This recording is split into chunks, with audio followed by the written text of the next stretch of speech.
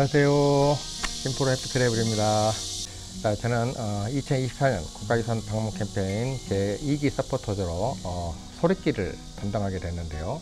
국가유산 방문 캠페인은 모두 10개의 코스가 있죠. 그중 남도의 소리길을 제가 올 1년 동안 취재하게 되었습니다.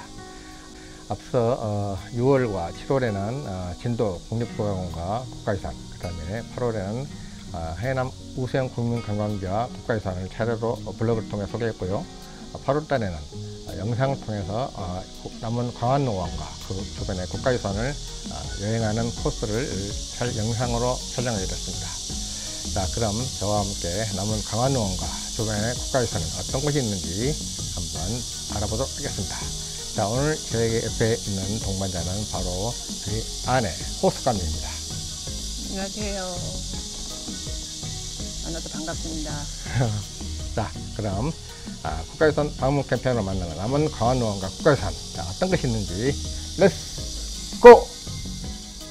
자, 국가유산 방문 캠페인 소리길 남원 광안농원 스탬프는 춘향관에 있습니다. 춘향관 바로 문역에 들어가면은 인포메이션 관광 안내소가 있는데요. 그 바로 위에 있습니다.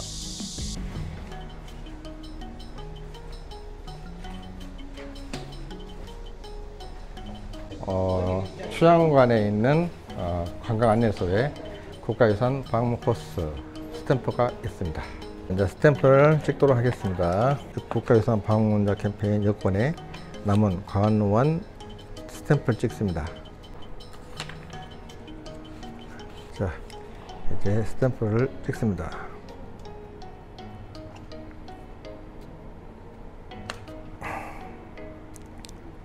자, 여권이 있으신 분들은 여권에 찍으면 되고요. 만약 여권이 없다 그러신 분들은 비치된 낱장 용지에 있거든요. 낱장 용지에다가 스탬프를 찍은 후에 나중에 여권을 수령해 가지고 거기다 붙여서 제출하면 됩니다. 자, 낱장 용지에다가 스탬프를 찍고요.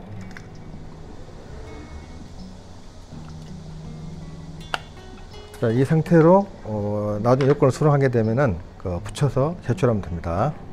자, 국가유산 방문 코스 여권 스탬프 부분은 아주 잘 마련되어 있습니다. 눈에 딱 띄게 관광 안내소 바로 앞에 있는데요. 국가유산 방문 코스의 소리길 남원 광안농원은 춘향관 안에 있습니다. 자, 국가유산 방문 캠페인 소리길 남원 광안농원 스탬프 획득. 여기는 월매집입니다. 춘향이 엄마 집이죠. 월매집 안으로 들어가 볼게요.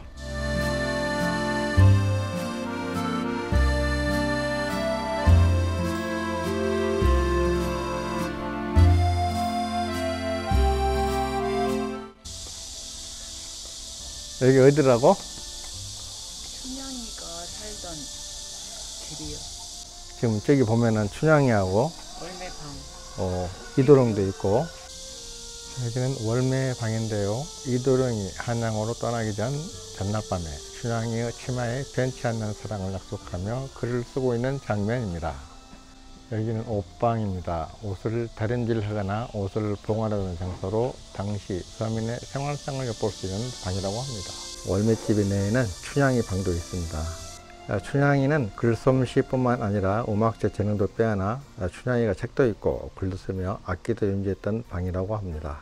자, 부엌에는 방자가 설거지를 하고 있는 향단이에게 장난치고 있는 모습을 보고 있습니다. 춘향과 이몽룡이 백령하약을 맺은 장소라고 합니다. 동전 던지기는 동전을 던져야 되는데 과연 꼴이 할까?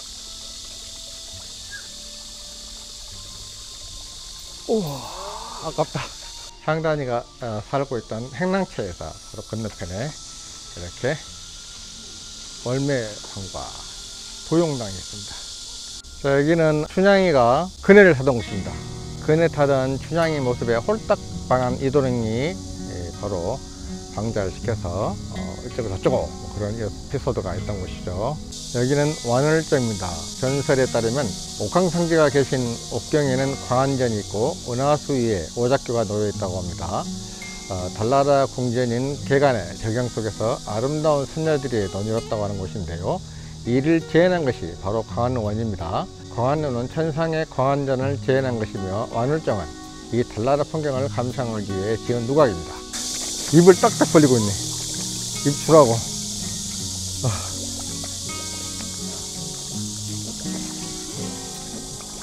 자, 강한루원 안에는 섬 3개가 있는 삼신산이 있는데요. 신선이 살고 있다는 전설 속의 삼신산을 섬으로 만들어 조성한 것입니다. 보시는 방향에서 왼쪽 섬이 영주산이고 가운데는 봉래산, 오른쪽이 오작교 옆에 있는 섬이 방장산입니다.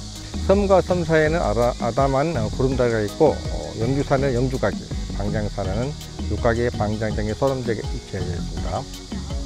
우리나라의 한라산은 영주산, 금강산은 봉래산, 길산은 방장산에 해당된다고 합니다. 강한루는 국가유산, 옛날 명칭으로는 보물이죠. 엄청 큰 노력바위도 있습니다. 자, 이쪽으로 가시면은 춘향 사당도 있어요. 여기는 부사 성안의 선정비입니다. 강한루 바로 왼쪽에 보면은 춘향 사당이 있습니다. 자, 춘향 사당은 연료 춘향의 굳은 절기를 기리기 위해서 건립한 사당입니다. 사당의 대문을 단심문이라고 하는데 이는 임향한 일편단심이라는 의미라고 합니다. 사당의 중앙에는 연료 춘향사라는 현판이 있고 사당 안에는 춘향의 영정이 봉안되어 있는데요. 이 사당에서 축원을 빌면 백년가약이 이루어진다고 해서 많은 참백이 찾고 있는 곳입니다.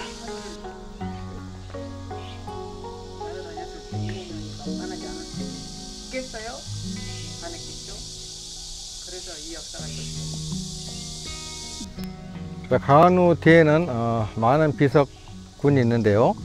과거에 남원과 인연을 맺은 부사, 관찰사, 어사들의 사적비 및 선정비입니다.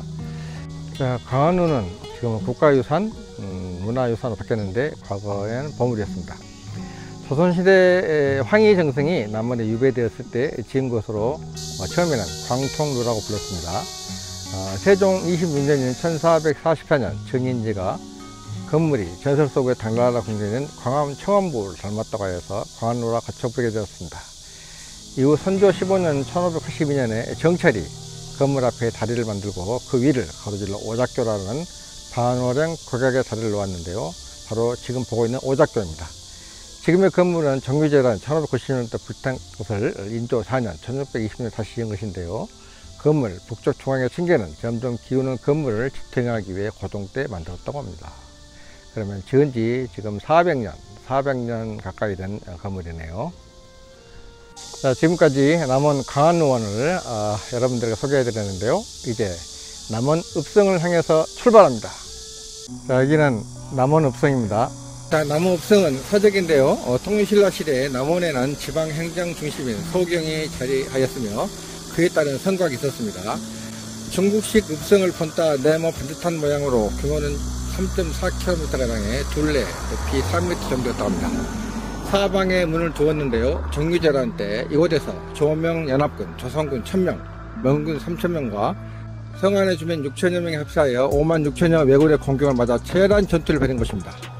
성은 함락되었고 10,000여 명에 달하는 민간군이 강렬히 전사했는데요. 전투 중 대부분의 건물이 불타고 민가 몇 채만 남았다고 하니 당시의 참화를 짐작할 수 있습니다. 시름과 자들을 딛고선 조상들의 기상을 간직해온 남원 읍성은 동학혁명과 벨라서 철도 개설 등으로 많이 허물어졌는데요. 최근에 일부를 복원해서 현재 보고 있는 이 남원 읍성을 보고 있습니다. 자, 남원 읍성 전투에서 약 10,000여 명의 조선인 병사와 명나라 병사 그리고 백성들이 여기서 승복했는데요. 그 10,000명에 가까운 분들의 묘를 찾아갑니다. 바로 읍성에서 머지않은 곳에 있는데요. 만인의 총이라는 국가유산입니다. 자, 다음은 남원 읍성에 의해서 남원 읍성 전투에서 승복한 10,000여 명의 병사가 묻혀있는 만인의 총을 찾았습니다. 자, 만인의 총은 1597년 정유재란 당시 일본의 도요토미 히데요시는 자신들의 임진년 침공의 패인이 호남 점령 실패에 있다고 여기고 전라도를 철저히 공략하라고 명령을 내렸는데요. 이에 왜군은 경상도, 전라도, 충청도를 잇는 요충지인 남원에 병사 56,000여 명을 보내 8월 12일 남원성을 포위하였습니다. 이때 이봉남 등이 이끌던 1,000여 명의 군사와 양원이 이끌던 명나라 군사 3,000여 명, 그리고 돌멩이, 동기구 등으로 무장한 남원 성인민 6,000여 명이 필사적인 항쟁을 펼쳤는데요. 하지만 슬프게도 남원성을 지키던 민간군 1만여 명은 죽임을 당하고 남원성은 8월 16일 함락되었습니다. 전란이 끝난 후 전사한 사람들의 시신을 한 곳에 묻어 1612년부터 사당을 세워 재앙하였는데요. 1964년 한교동 현재의 만인의 총사리로 이전하여서 그 순간 넋을 기리고 있습니다. 자, 지금까지 국가유산 방문 캠페인 서포터즈 2기 심포로 해피 트래블이 전해드리는 소리길, 남원 강안루원과 남원읍상 그리고 만인의 총 소개했습니다.